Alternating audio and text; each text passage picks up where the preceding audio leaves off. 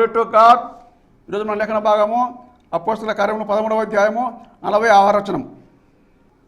అప్పుడు పౌలును బర్నబాయు ధైర్యముగా ఇట్లనేది, దేవుని వాక్యము మొదట మీకు చెప్పుట ఆవశ్యకమే, అయినను మీరు దాన్ని త్రోసివేసి మిమ్మల్ని మీరే నిత్య జీవనకు అపాత్రులుగా ఎంచుకొనుచున్నారు.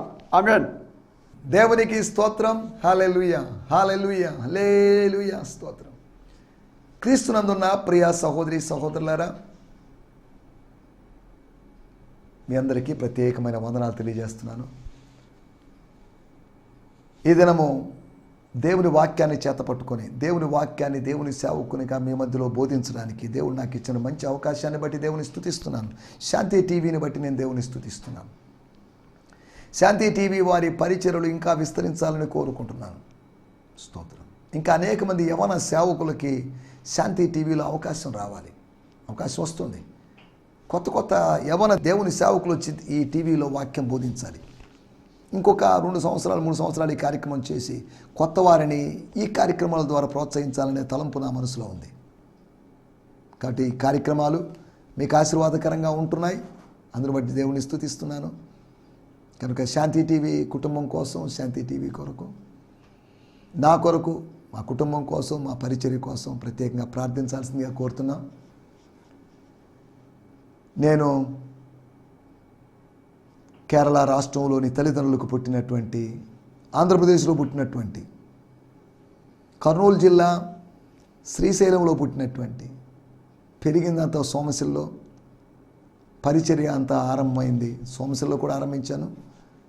తర్వాత నెల్లూరు అంతా ఇన్ని సంవత్సరాలుగా, తర్వాత వేరు వేరు రాష్ట్రాల్లో పరిచర్య వెళ్ళి పరిచర్య చేయడానికి ప్రభు సాయం చేశాడు.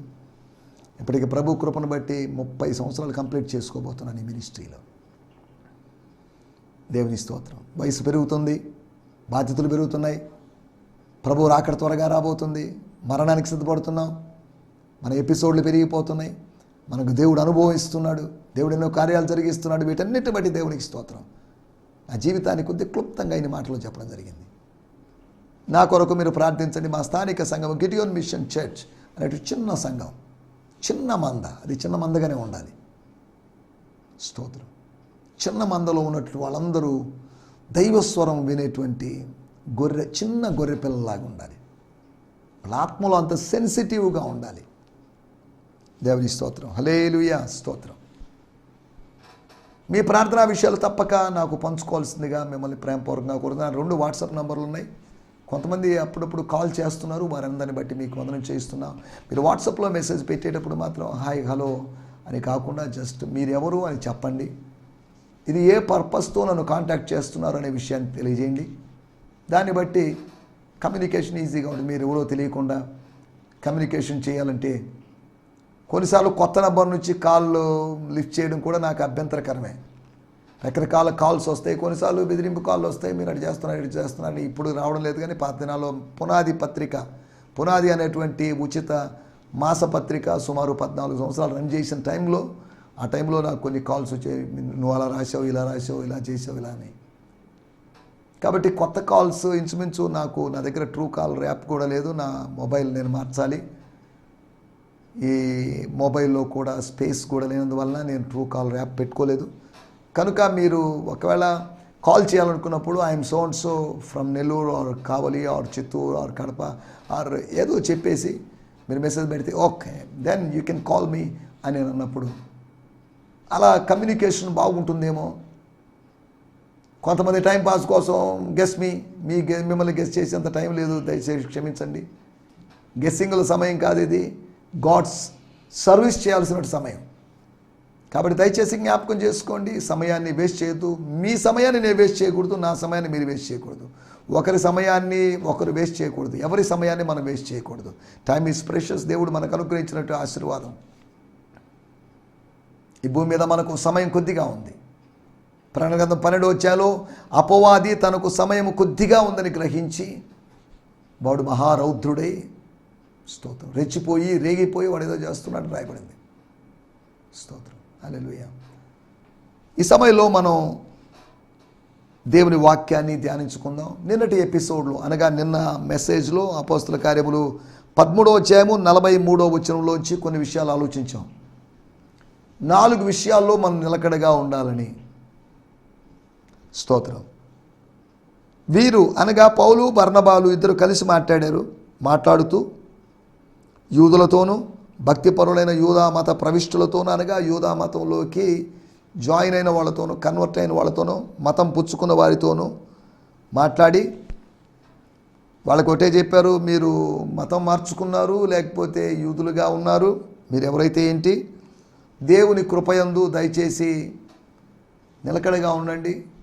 దేవుని కృప అనేది ఊహ కాదు, అబద్ధం కాదు, కల్పితం కాదు.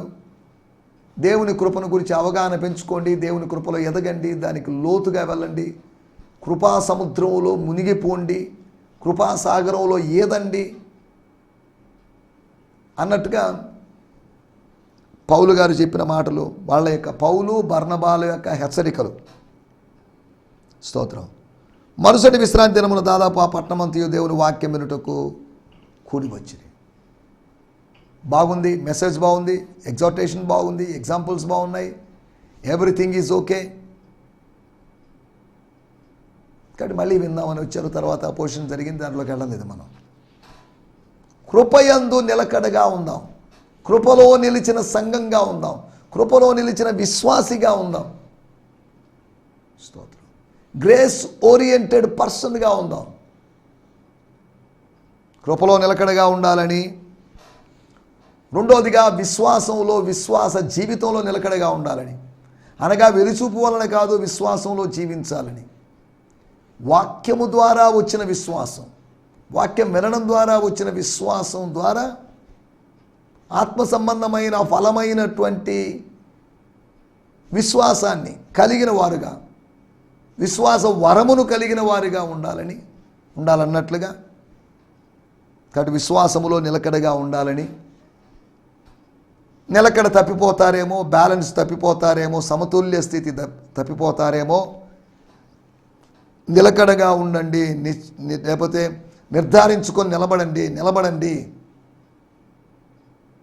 నీళ్ల వలె చంచలుడుగా ఉండొద్దు, సాలిడ్గా ఉండండి, పాతుకుపోండి, నాటుకుపోండి, కృపలో ఉండండి, విశ్వాసములో ఉండండి.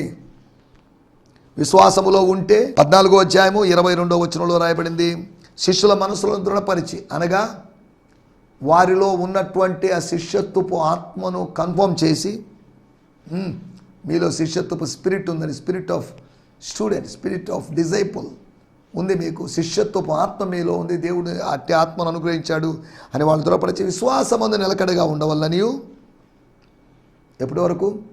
శ్రమలు అనుభవిస్తున్నంతసేపు, శ్రమలు ఉన్నంతకాలం, శ్రమలు సమాప్తి అయ్యేంత వరకు విశ్వాసములో నిలకడగా ఉండాలని. తద్వారా ఫైనల్గా మనము దేవుని రాజ్యములో ప్రవేశించాలని. దేవుని రాజ్యంలో ప్రవేశించాలి. That's our goal. దేవుని రాజ్యం మీ మధ్యలోనే ఉంది అన్నాడు ప్రభు. కానీ అదే సమయంలో దేవుని రాజ్యానుభవం ఉంది. నౌ ఎక్స్పీరియన్స్, నౌ అనేటువంటి కింగ్డమ్ ఎక్స్పీరియన్స్, లాటర్ అనేటువంటి కింగ్డమ్ ఎక్స్పీరియన్స్, ఫ్యూచర్ ఎక్స్పీరియన్స్, అది వేరు. దేవుని రాజ్యములో మనం ప్రవేశించడం అంటే పరలోకంలో ప్రవేశించడం. అనగా దేవుని రాజ్యములో ప్రవేశించాలి, అనగా పరలోక రాజ్యంలో ప్రవేశించాలి. ఇక్కడ దేవుని రాజ్యానుభవం కలిగి జీవిస్తూ విశ్వాసమందు నిలకడగా ఉంటూ, స్తోత్రం, శ్రమలు అనుభవిస్తూ ఉన్నట్లయితే, శ్రమలు అంగీకరించి అనుభవిస్తున్నట్లయితే, శ్రమల్లో ఆనందాన్ని అనుభవిస్తున్నట్లయితే, స్తోత్రం, హల్లెలూయా, దేవుని రాజ్యంలో ప్రవేశిస్తాం. లేకపోతే దేవుని రాజ్యాన్ని పోగొట్టుకుంటాం. నిత్య జీవానికి అపాత్రులుగా ఎంచబడకుండా నిత్య జీవానికి పాత్రులుగా ఎంచబడండి. నిత్య రాజ్యాన్ని స్వతంత్రించుకోండి. కాబట్టి విశ్వాసమందు, తర్వాత వాక్యమందు, నా వాక్యమందు, యేసు యొక్క వాక్యమందు, యేసు యొక్క వాక్యమందు నిలకడగా ఉండాలి. తండ్రి అని దేవుని వాక్యంలో నిలకడగా ఉండకూడదు. పరిశుద్ధాత్ముని యొక్క వాక్యమందు నిలకడగా ఉండకూడదు అని బోధించకూడదు. ముగ్గురి వాక్యాలు ఒకటే, వాక్యము ముగ్గురి గురించి. స్తోత్రం, హల్లెలూయా. తండ్రి వాక్యం, కుమారుని వాక్యము, పరిశుద్ధాత్మ వాక్యం అనే వేరే వాక్యాలు, వాక్యమంతా ఒకటే. వాళ్ళు ఏకీభవించి ఉన్నారు, వాళ్ళని ఎవరు విడదీయలేరు. స్తోత్రం. వారి మాట, ఒక్కరి మాట ముగ్గురి మాట లాంటిది. ముగ్గురు మాట్లాడినా ఒక మాట లాంటిది.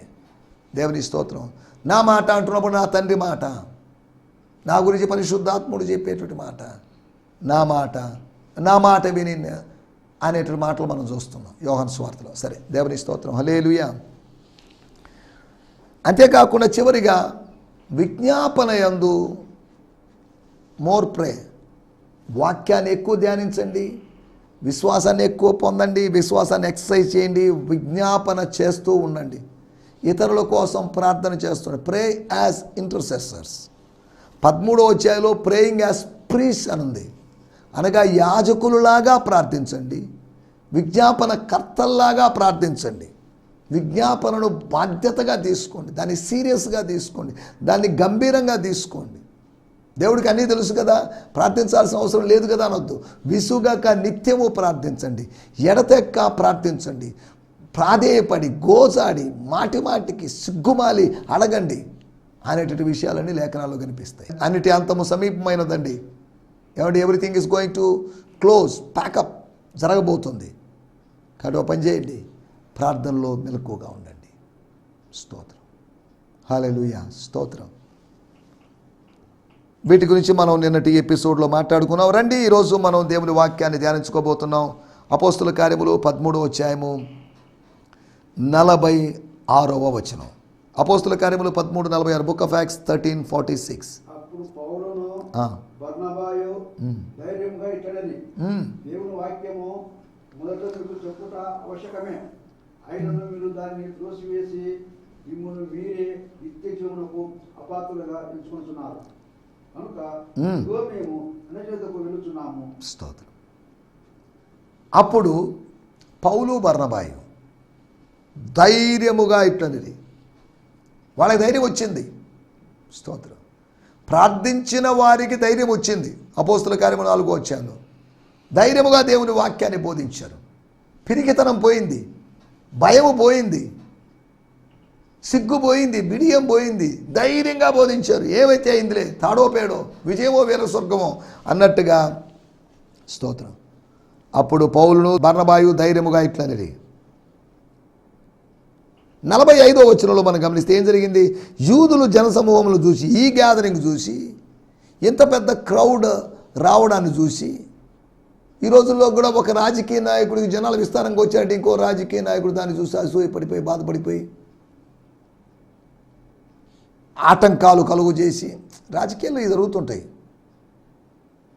రాజకీయాల్లో లాగా ఇక్కడ యూదులు జనసమూహములు చూసి షాక్ అయిపోయారు. 1983 ప్రాంతంలో ఎన్టీ రామారావు గారు తెలుగుదేశం పార్టీ స్థాపించినప్పుడు, తెలుగుదేశం పిలుస్తుంది రా కదలిరా అనేటువంటి పిలుపునిచ్చినప్పుడు రాష్ట్రంలో వేరే జరిగాయి. నేను పొలిటిక్స్ చెప్పడం కాదు నా మాటలకు ఉద్దేశం. అప్పుడు విస్తారమైన జనసమూహం వచ్చింది. అప్పుడు ఆయన చెప్పినట్టు మాట, నేల ఈనిందన్న ఈ జనసమూహం ఏంటండి, ఎప్పుడు రాలేదు.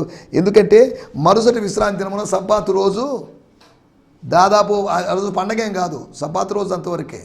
ఆ రోజు పసకా పండగ కాదు, లేకపోతే పర్ణశాల పండగ కాదు, లేకపోతే ఇంకా ఏదైనా ప్రతిష్ఠిత పండగ కాదు, ఇంకా ఏదైనా పూర్వము పండగ కాదు, ఏం పండగ కాదు, విశ్రాంతి దినమే. దాదాపు ఆ పట్టణమంతయు దేవుని వాక్యం వినుటకు వచ్చారు. ఎందుకు వచ్చారు? దేవుని వాక్యం వినుటకు. దేవుని వాక్యములోని శక్తి ప్రజలను ఆకర్షిస్తుంది. ఒక అంత్యోకయలోని ప్రజలందరినీ ఆకర్షించింది దేవుని వాక్యం. పరలోకము నుంచి పౌలు బర్నబాల హృదయములోకి పంపించబడిన దేవుని వాక్యం ప్రజలను ఆకర్షించింది. యూదులు జనసమూహములను చూచి మత్సరముతో నిండుకొని, స్తోత్రం, మత్సరముతో నిండుకున్నారట. స్తోత్రం. కానీ పౌలు బర్నబాలు ధైర్యముతో నిండుకున్నారు. మట్టి లోకము నీకు మత్సరాన్ని ఇస్తుంది, మహిమ లోకము నీకు ధైర్యాన్ని ఇస్తుంది. స్తోత్రం, హల్లెలూయా. మట్టి లోకము నీకు మత్సరాన్ని ఇస్తే మహిమ లోకము నీకు మహాధైర్యాన్ని ఇస్తుంది. గుర్తుపెట్టుకోవాలి. లోకం ఇచ్చేవి నీకేమి పనికిరావు, వేస్ట్, నిష్ప్రయోజనం ఇస్తుంది లోకం. కానీ పరలోకము ప్రభువు మనకిచ్చేవి అవి బెస్ట్. దేవుని స్తోత్రం. చూడండి, యూదులు అలా ఉండగా జనసమూహములు చూసి మత్సరముతో నిండుకొని, సాతానుడు మత్సరంతో నింపాడు వాళ్ళ హృదయాల్ని. దేవుని ఆత్మ వీళ్ళ హృదయాన్ని ధైర్యముతో నింపాడు. స్తోత్రం. నీతిమంతులు సింహం వలె ధైర్యంగా ఉంటారు. సింహం వలె ధైర్యంగా గర్జించారు. వాళ్ళు ఇట్లా నిరి అని కాదు, గర్జించారు. దేవుని వాక్యం మొదట మీకు చెప్తే బాగుండనిపించిందండి మాకు అని కాదు. దేవుని వాక్యము మొదట, దేవుని వాక్యం అంతా అయిపోయిన తర్వాత తిరిగి వచ్చిన తర్వాత మీకు వాళ్ళ టైం ఉంటే మీకు మీ టైం అడిగి మిమ్మల్ని రిక్వెస్ట్ చేసుకొని మీకు వాక్యం చెప్తామని కాదు. దేవుని వాక్యము మొదట మీకు చెప్పుట ఆవశ్యకము అని కాదు, ఆవశ్యకమే. ధైర్యము పొందుకున్న వాళ్ళు పిరికి వాళ్ళ మాటలు కాదు. ఏదో లేండి, ఇంకోసారి చెప్పంలేండి, మేము అయినా ఇంత పెద్ద గ్యాదరింగ్ చేయలేండి, ఇంత పెద్ద మీటింగ్ పెట్టంలేండి, ఇంత మెగా క్రూసేడ్ పెట్టంలేండి అని వాళ్ళు సంజాయిషులు ఇవ్వలేదు. వాళ్ళు ధైర్యంగా చెప్తున్నారు. అయినను మీరు దాన్ని త్రోసివేసి మిమ్మును మీరే నిత్య జీవమునకు అపాత్రులుగా ఎంచుకొనుచున్నారు. మీ మీద మీరే బూడిద చల్లుకుంటున్నారు, ఏనుగు చేసినట్లుగా. గనుక సో నాకు ప్లాన్ లేదనుకుంటారేమో, ప్లాన్ బి ఉంది. అనగా ఇక్కడ ద్వారం మూయబడింది, ఇంకో చోట ద్వారం తెరవబడింది. ఒకే సమయంలో ద్వారం మూయబడింది, ఒకే సమయంలో ద్వారం తెరవబడింది. మూయబడిన ద్వారాన్ని నువ్వు ఆలస్యంగా చూసి ఉండొచ్చు, నీ కనుల ఎదుటే నీ ద్వారం మూయబడి ఉండొచ్చు. కానీ నీ కొరకు తెరవబడిన ద్వారం ఎప్పుడో దాన్ని చూడలేదు. స్తోత్రం.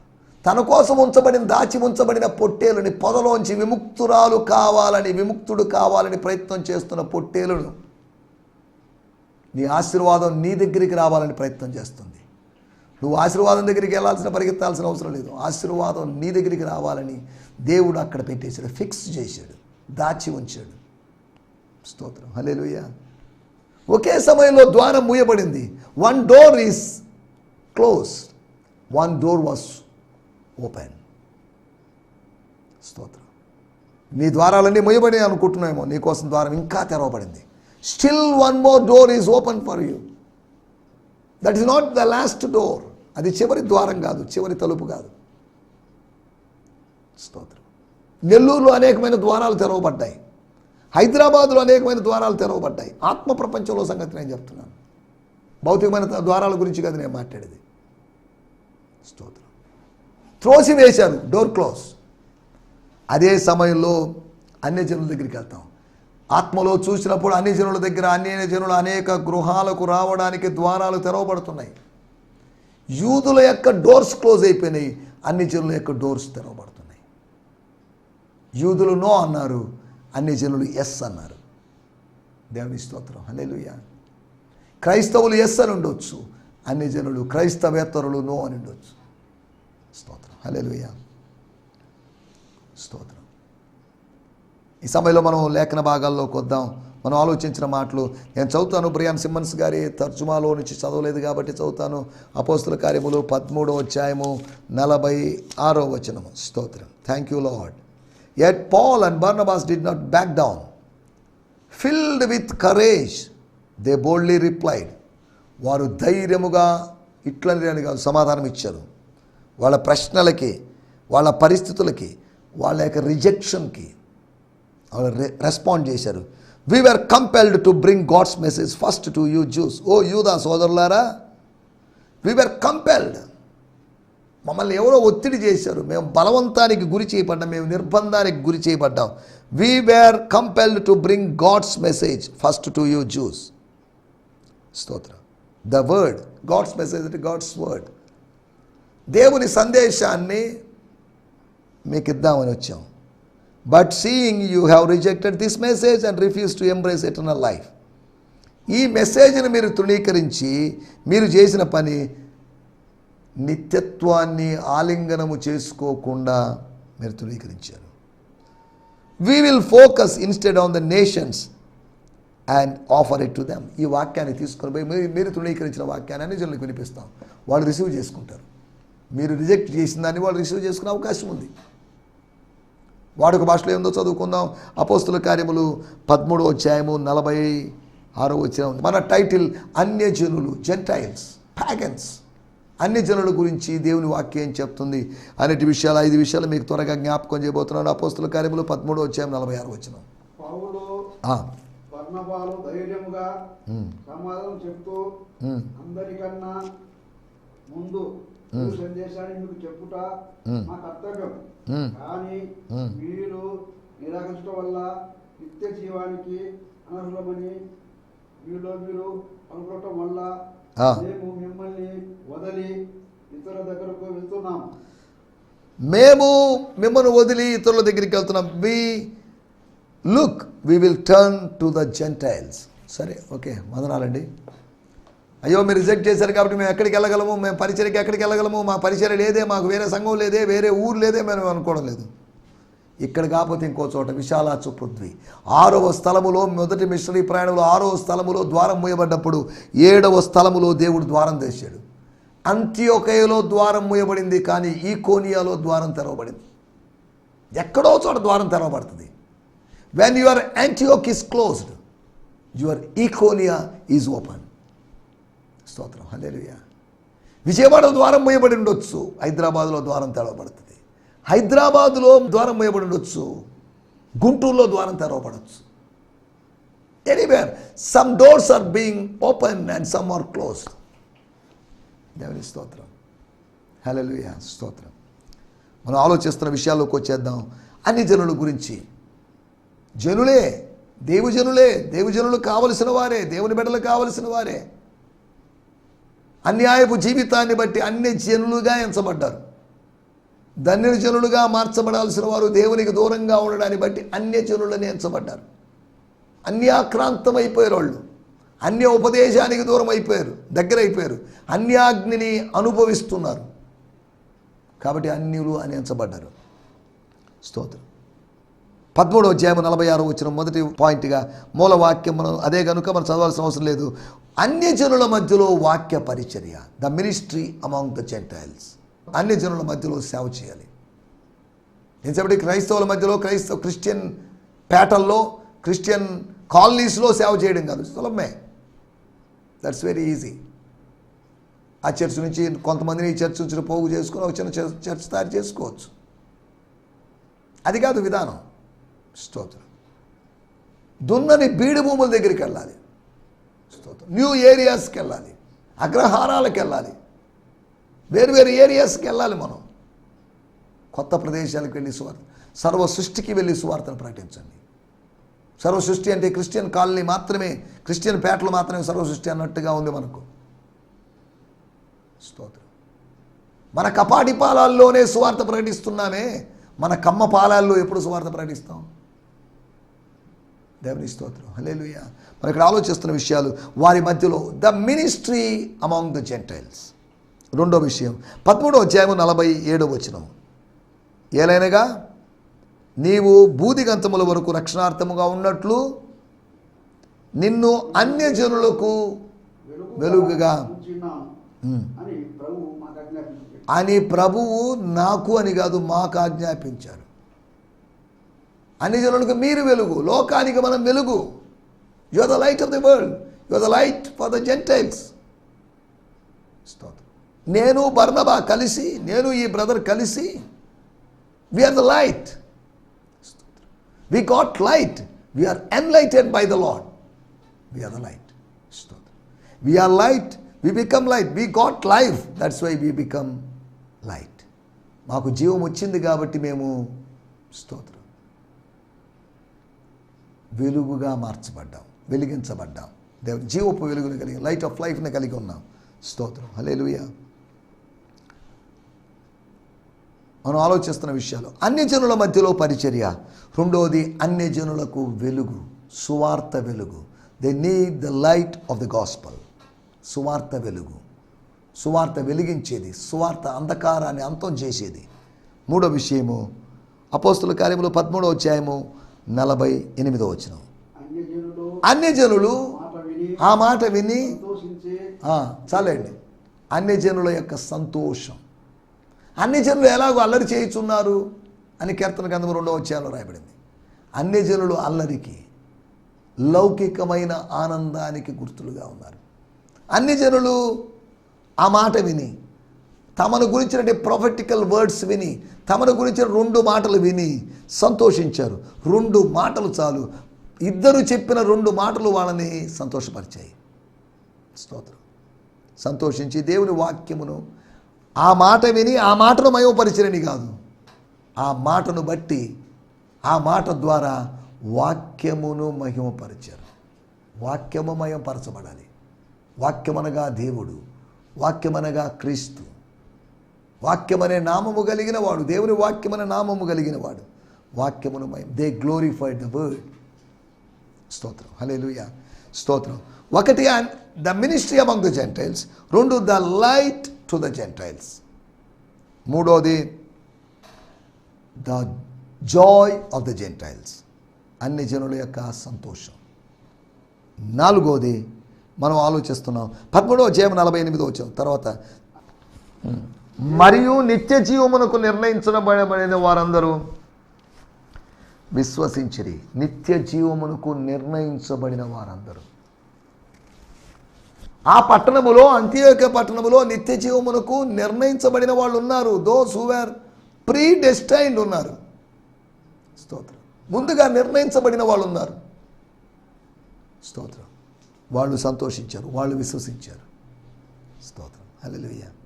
అన్ని జనులు ఆ మాట విని సంతోషించిరి. స్తోత్రం. అన్ని జనుల్లో నిత్య జీవము కొరకు అంత్యోకయలో అన్ని జనులుగా ఉండి ఉన్నటువంటి వారు, ఆనందించిన వారిలో నిత్య జీవానికి నిర్ణయించబడ్డ వారు ఉన్నారు. వాళ్ళు పుట్టడానికి ముందే, అంత్యోకయ పుట్టడానికి ముందే దేవుడు నిర్ణయించుకున్న వాళ్ళు ఉన్నారు. కొంతమంది వాళ్ళు నిర్ణయించబడ్డం. చివరికి ఒక మాట కూడా చెప్పి ముగిస్తాను. 15వ అధ్యాయము, స్తోత్రం, 14వ వచనం. అన్ని జనుల నుండి దేవుడు తన నామము కొరకు ఒక జనం ఏర్పరచుకొనుటకు వారు ఎలా మొదట కటాక్షించునో సమయమును వివరించినాడు. దేవుని స్తోత్రం, హల్లెలూయా, స్తోత్రం. But Peter has explained thoroughly that God has determined to win a people for himself among the non-Jewish nations.